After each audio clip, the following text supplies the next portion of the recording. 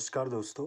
आज हम ब्रह्म समाज के बारे में पढ़ेंगे और ब्रह्म समाज की स्थापना राजा राम मोहन राय ने की थी और इसीलिए राजा राम मोहन राय को भारतीय पुनर्जागरण के पिता भी कहा जाता है। तो राजा राम मोहन राय के बारे में पहले जानेंगे। राजा राम मोहन राय का जन्म 22 मई 1772 में बंगाल के राधानगर में हुआ था और उनका जन्म एक रूढ़िवादी ब्राह्मण परिवार में हुआ था। इन्होंने अपनी प्रारंभिक शिक्षा फ़ारसी और अरबी भाषाओं में की थी और पटना में की थी। इन्होंने कुरान, सूफी रहस्य और प्लेटो, अरस्तू, अरबी बाकी चीज़ों का अरबी अनुवाद में अध्ययन किया था। बनारस में उन्होंने संस्कृत का अध्ययन किया और वेद उपनिषदों को पढ़ा और बाद में ये जब बनारस से शिक्षा ग्रहण करने के बाद ये वापस गांव लौटे तो इन्होंने मूर्ति पूजा की ज़बरदस्त विरोध किया और इन्होंने इसकी तर्क संगत आलोचना की। मतलब ऐसे ही बेवजह टाइप का विरोध नहीं किया। 1813 से 1834 तक उन्होंने ईस्ट इंडिया के लिए वुडफोर्ड और डिग्बी के अंतर्गत निजी दीवान के रूप में काम किया था। तो ये ब्रिटिशर्स के अंडर दीवान के रूप में भी काम किया इन्होंने और 1814 में इन्होंने अपनी नौकरी से इस्तीफा दे दिया और अपने जीवन को धार्मिक, सामाजिक और राजनीतिक सुधारों के लिए समर्पित करने के लिए इन्होंने ये नौकरी से इस्तीफा दिया था और ये उसके बाद कलकत्ता चले गए। 1830 में वे सती प्रथा संबंधी अधिनियम पर प्रतिबंध लगाने के लिए इन्होंने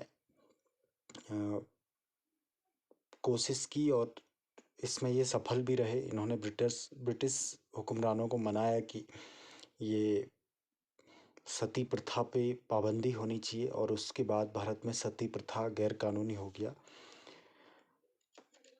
राजा राम मोहन राय की विचारधारा जो थी वो आधुनिक जो भारतीय विचारधारा है, जो वर्तमान में भारतीय विचारधारा है उसके जैसी थी। इनकी विचारधारा जो रूढ़िवादी उस समय की भारतीय विचारधारा थी उससे अलग थी। इनकी विचारधारा थी आधुनिक पश्चिमी विचारधारा और जो भारतीय प्राचीन विचारधारा थी उसका एक मिला जुला रूप।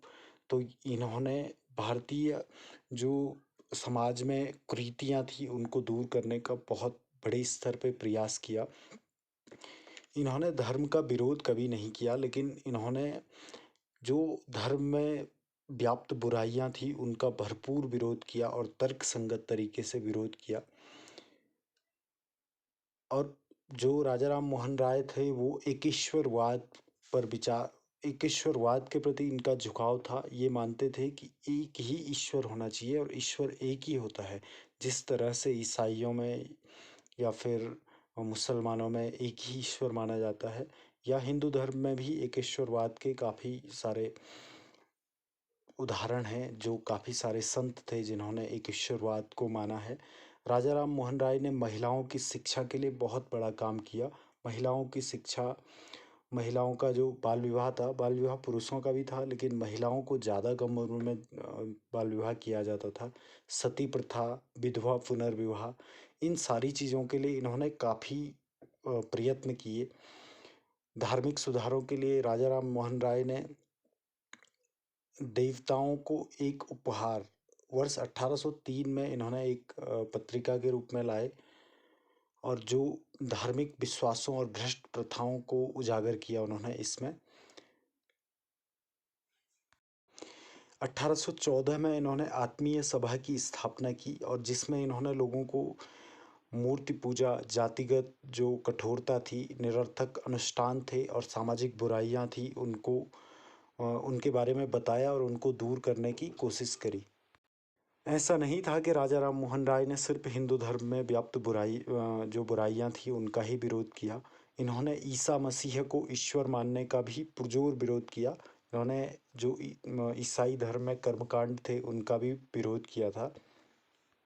राजा राम मोहन राय ने जो सुधारवादी धार्मिक संघों की परिकल्पना दी वो राजनीतिक परिवर्तन के उपकरण के रूप में दी।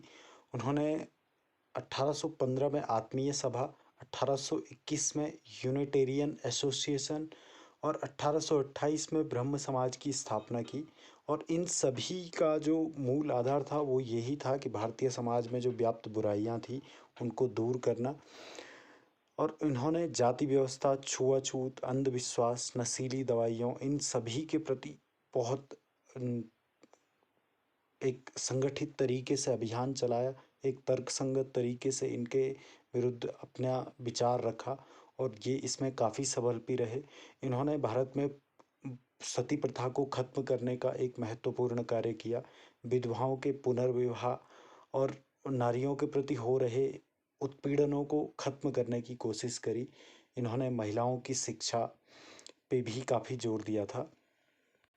पहली बार भारत में महिलाओं को विरासत और संपत्ति में अधिकार की मांग भी राजा राम मोहन राय ने की थी कि जो महिला भी अपने पिता की संपत्ति का हकदार हो सकता है या पति की संपत्ति का हकदार हो सकती है। तो इस तरह से इन्होंने महिलाओं के लिए संपत्ति के अधिकार की मांग भी की थी। राजा राम मोहन राय का जो मुख्य कार्य था वो एक ब्रह्म समाज की स्थापना माना जाता है। तो इसमें पुरोहितों, अनुष्ठानों और बलियों के खिलाफ इन्होंने बहुत तर्कसंगत तरीके से इन सारी चीज़ों को खारिज किया। पुरोहितों को इन्होंने खारिज किया, अनुष्ठानों को खारिज किया, जो बलि दी जाती थी पशु बलि उसको खारिज किया। प्रार्थना, ध्यान और शास्त्रों को पढ़ने पर इन्होंने जोर दिया और धार्मिक एकता पर विश्वास जगाया लोगों के मन में।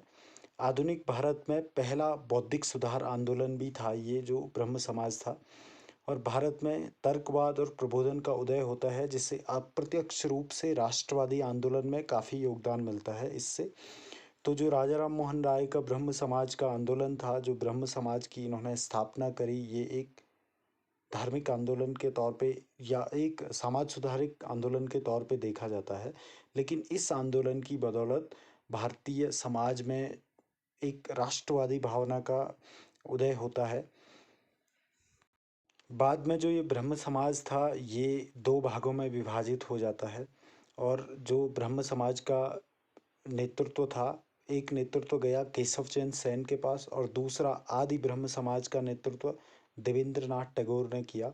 और इस जो ब्रह्म समाज था इसके बाकी मुख्य जो नेता थे उनमें से देवेंद्रनाथ टैगोर और केवल केशव चंद्र सेन हैं राजा राम मोहन राय के बाद।